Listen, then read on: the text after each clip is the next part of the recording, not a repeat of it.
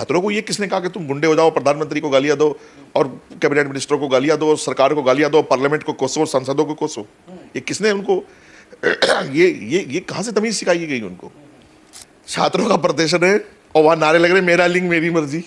भाई मुझे पता नहीं ये कौन सी आसमानी मखलूक इस जमीन से टपकी कहां से आई। अरे भाई छात्रों का प्रदर्शन है, या लिंग परिवर्तन कराना नहीं कराना इसका प्रदर्शन नहीं है। पूरा जितना भी उग्र लोग हैं ये पॉलिटिकल लोग हैं। आम आदमी पार्टी के कार्यकर्ता हैं, भीम आर्मी के कार्यकर्ता हैं और मुसलमान इसमें हैं। हाँ, सारा जमुना पार का मुसलमान है। और वो बेचारा वो तो दिल्ली पुलिस का सारी जिंदगी एहसान मानेगा, वो वांगचुक। उसको दिल्ली पुलिस ने जिंदा रख दिया, वरना इन लोगों ने तो मारने का इरादा कर लिया। उसके बराबर में बैठ के खाते थे, बराबर में बिल्कुल इधर। नमस्कार, आप देखना शुरू कर चुके हैं द फ्रंट न्यूज। इस वक्त हम दिल्ली में मौजूद हैं और दिल्ली के जंतर मंतर पर और राजीव चौक में जो 2 दिन पहले देखने को मिला, एक भीड़ छात्रों के नाम पर आती है, पत्रकारों के साथ में दुर्व्यवहार होता है, पुलिस के साथ में दुर्व्यवहार होता है, पुलिस वालों के साथ में मॉब लिंचिंग की, पत्रकारों के साथ में मॉब लिंचिंग की कोशिश होती है।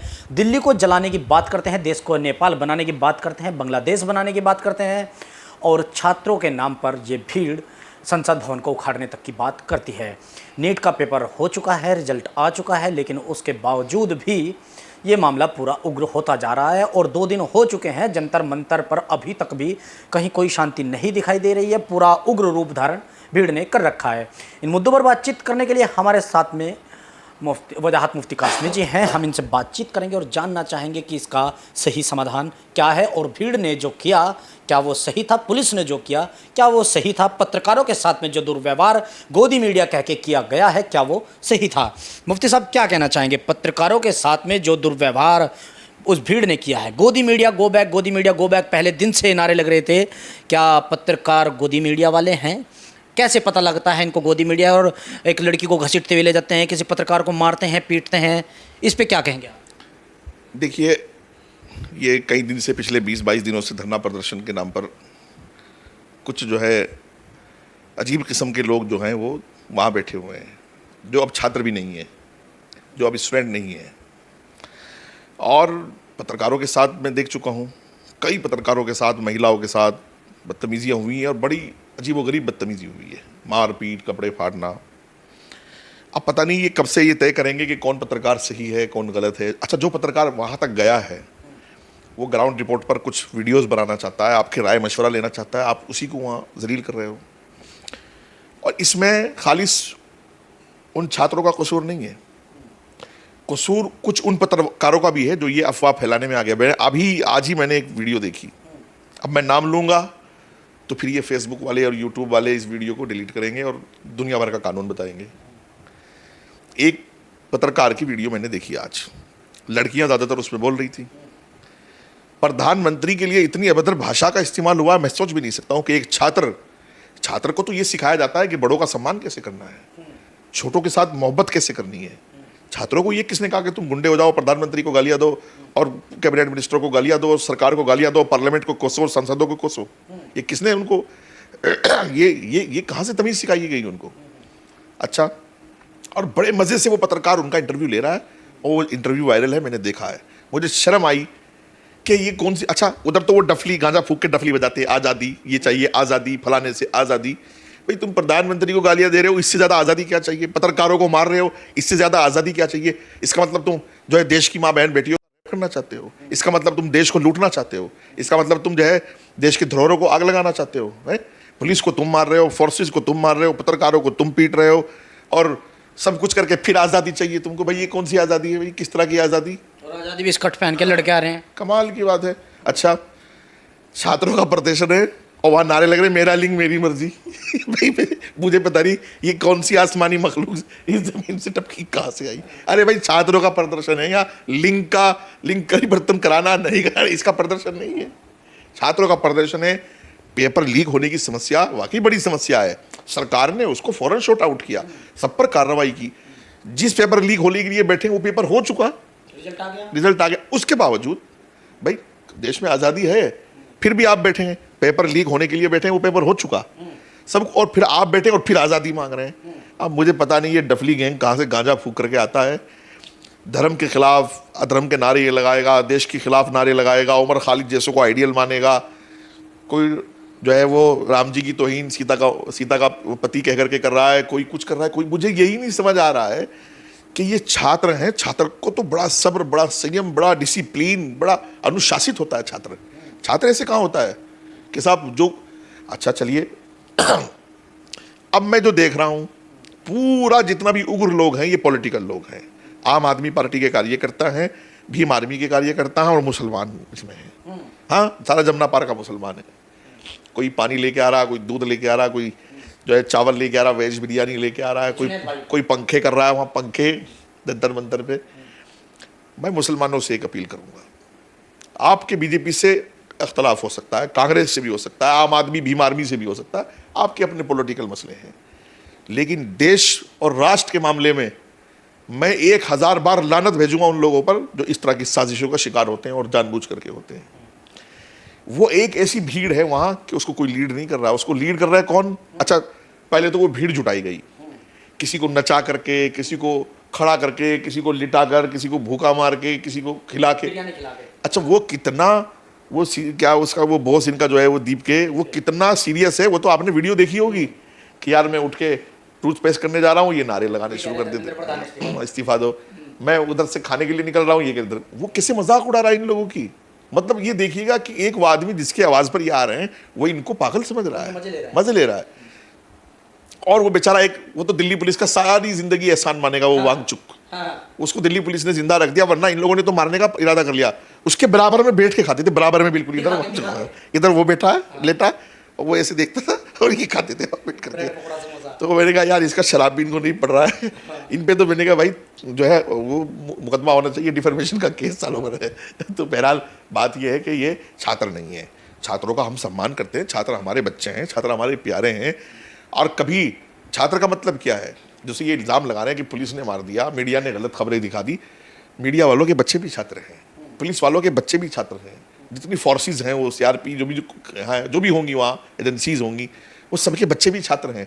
आप मुझे अपने दिल पे हाथ रख के बताओ, हमारी पुलिस को, हमारी मीडिया को, हमारी फोर्सेज को छात्रों से क्या दिक्कत हो सकती है? स्टूडेंट को सब प्यार करते हैं, स्कूल शिक्षा का मंदिर है, स्टूडेंट एक बहुत पवित्र मैं समझता हूँ बच्चे हैं वो हमारे, लेकिन उनका गलत, अच्छा भीड़ बुलाकर फिर वहाँ बैरिकेड कूद करके पहुँच गए कई नेता और उस भीड़ का गलत इस्तेमाल करने की कोशिश की है। जितना कुछ नुकसान, जितना हमारी पुलिस का नुकसान हुआ है, फोर्स का हुआ है, मैं कहता हूं भारत को एक बड़े नुकसान से दिल्ली पुलिस ने बचाया है। मैं ये हिंदुस्तान के लोग उसकी कल्पना भी नहीं कर सकते। अगर दिल्ली पुलिस कुर्बानी ना दे, दिल्ली पुलिस जूते ना खाए, दिल्ली पुलिस इनकी मार ना खाए, तो ये समझ लो ये पार्लियामेंट, ये जो है ये भीड़ जो है ये पार्लियामेंट तक पहुंच जाती और देश का बड़ा नुकसान कर देती। और वो चाल जो देश तोड़ने की चाल है, संविधान को कुचलने की चाल है, और हमारे ही देश के लोग कर रहे हैं, पॉलिटिकल लोग। भाई आपकी प्राइम मिनिस्टर से पॉलिटिकल नाराजगी हो सकती है, इतना नहीं गिरना चाहिए कि पार्लियामेंट में घुस जाओ और संसद में घुस जाओ। केजरीवाल ने सरेआम बयान दिया है कि नौजवानों को भड़काने के लिए कि रोड पे आओ, सड़क पे आओ, फलाना करो, और नेपाल का और कहाँ के उदाहरण ये लोग दे रहे हैं। मैं आपको छात्रों, मैं आपको अपने छोटे भाइयों एक बात बता दूं, इस देश को ऐसा प्राइम मिनिस्टर मिला है जो देश के लिए 24 घंटे से भी ज्यादा समर्पित है।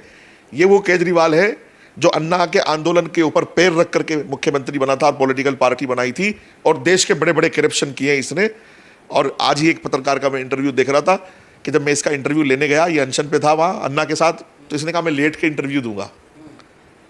और जब मैंने इंटरव्यू शुरू किया, अच्छे से बात कर रहा था पहले, फिर बात करने लगा। ये वो नौटंकी केजरीवाल है। कुमार विश्वास इसकी सारी पोल खोल रहे हैं और भी इसकी कई साथी पोल खोल रहे हैं। अन्ना के सर पे पैर रख करके, अन्ना की गर्दन पे पैर रखे, पॉलिटिकल पार्टी बना करके ये मुख्यमंत्री बना, और इसने जो हाल दिल्ली का किया वो सबके सामने है। इसलिए मैं कह रहा हूं भाई, ऐसा प्राइम मिनिस्टर जो देश को इतना समर्पित हो, जिसने सारा कुछ अपना देश के लिए समर्पित कर दिया हो, जो एक इतिहास बन गया हो देश के लिए, ऐसे इंसान को आप अपमानित करने की कोशिश ना करो। ईश्वर, अल्लाह, भगवान सब देख रहा है। मैं फिर कह रहा हूं, ये सरकार, ये प्राइम मिनिस्टर, इनकी पूरी कैबिनेट देश के लिए, देश के एक बच्चे के लिए और देश के एक छात्र के लिए। छात्रों से मैं कह रहा हूं, गूगल कर लेना मेरे भाई, 2014 में नीट की कितनी सीटें थी, आज कितनी है, मेडिकल की कितनी यूनिवर्सिटीज़, कितने कॉलेज और कितना कुछ जो है वो 2014 में था, आज कितना है। एम्स और जितने बड़े हॉस्पिटल्स है 2014 में कितने थे, आप ये सब गूगल करके जब तुलना करना कि इस सरकार ने क्या किया है, उसने क्या किया। ये डफली वालों के साथ मत जाओ, ये तो गांजा फूक के बैठे हैं भाई। छात्र को अपना फ्यूचर बनाना है, मेहनत करनी है और आगे जाना है। और हमारा आइडियल जो है ना, वो पवन कुमार चंदना जो नौजवान 30-35 साल का साइंटिस्ट है, जिसको प्राइम मिनिस्टर ने पूरी दुनिया के सामने मुबारकबाद दी, हमारा आइडियल वो है। ये निठल्ले जो डफली गैंग है, ये हमारा आइडियल नहीं है। उमर खालिद हमारा आइडियल नहीं है, और ये कॉकरोच, ये गंदी नाली के कीड़े हमारे आइडियल नहीं है। छात्र तो अपने फ्यूचर के लिए मेहनत कर रहा है, और ये पता नहीं कहाँ से कौन लोग हैं और किस तरह के लोग हैं जो देश को तोड़ने की नाकाम कोशिश कर रहे हैं। बहरहाल मैं फिर एक बार अपील करूंगा छात्रों से कि वो इस तरह की चीज़ों में शरीक ना हो। दिल्ली पुलिस के लिए धन्यवाद, हमारी सारी फोर्सेस के लिए धन्यवाद। बहुत बड़ी उनकी कुर्बानी है, रात दिन रोडों पर खड़े, सड़कों पर खड़े रह करके, अपने आत्मसम्मान से समझौता करके। इनकी गालियां खाई हैं उन्होंने, सब कुछ खा करके, और आज ये उनको बदनाम कर रहे हैं। आज ये बता रहे हैं हमारे हाथ टूट गए। अबे तुम्हारे हाथ पैर टूटते, तुम वहां जाके बैठते दोबारा, वो बैठा है कॉकरोच दोबारा वहां जा करके। और अगर पुलिस चाहती तो दोबारा तुम वहां चले जाते।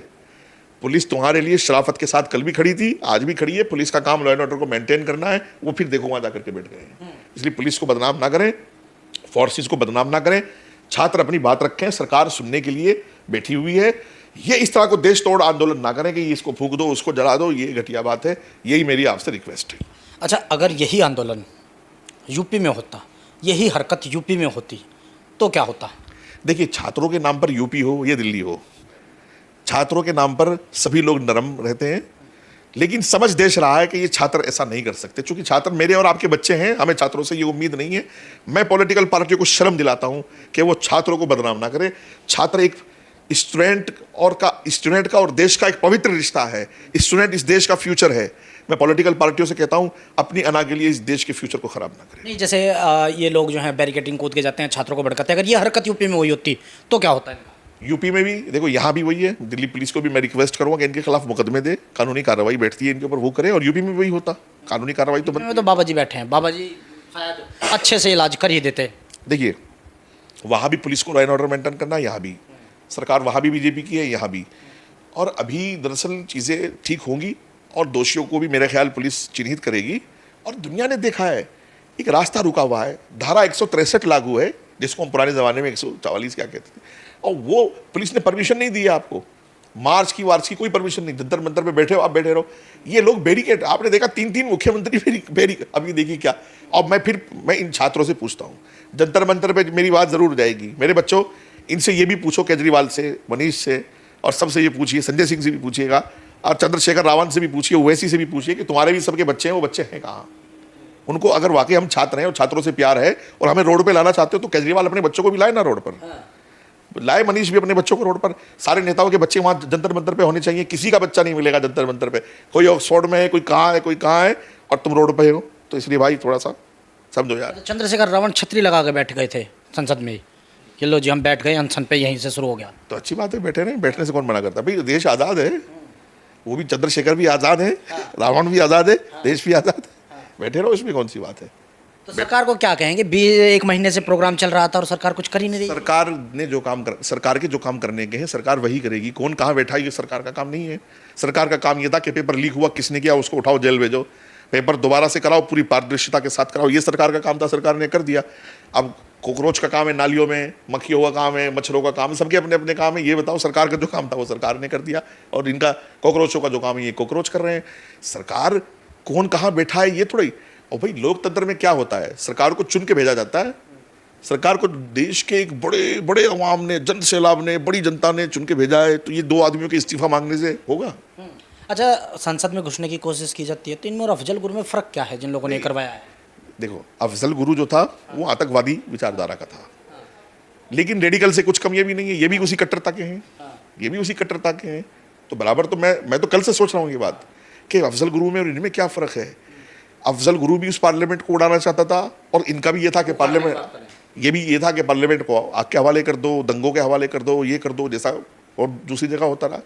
ये देश आज़ाद देश है, लोकतंत्र का देश है, और इस देश में ये सब हरकतें नहीं चलेगी। देखिए, देश में देश को प्यार करने वाले लोग भी तो हैं, प्राइम मिनिस्टर को प्यार करने वाले भी तो हैं, भारतीय जनता पार्टी के खुद के फॉलोअर्स भी तो हैं, संविधान को मानने वाले भी तो हैं, इन पुलिस वालों का सम्मान करने वाले भी तो, फोर्सेस का सम्मान करने वाले भी तो। अगर वो भी इस तरह आ गए जंतर मंतर पे, फिर क्या होगा?